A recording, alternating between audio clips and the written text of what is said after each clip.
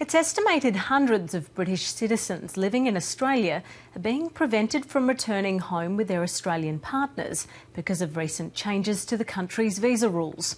The rules make it compulsory for UK citizens wanting to live in the country with a foreign partner to meet a number of strict financial benchmarks, which critics say are often impossible to comply with.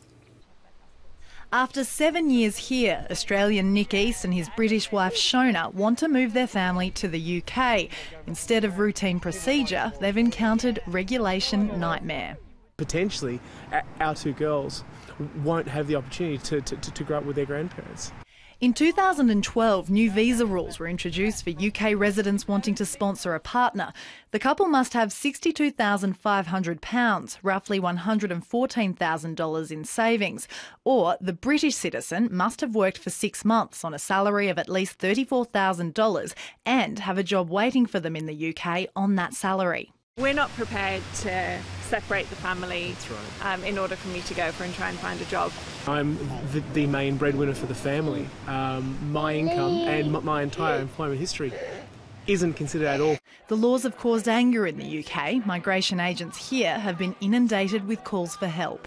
They start telling me, well, I'm a British citizen, surely I have rights to return to the UK, and of course they do. As a British citizen, they can return to the UK, no problem.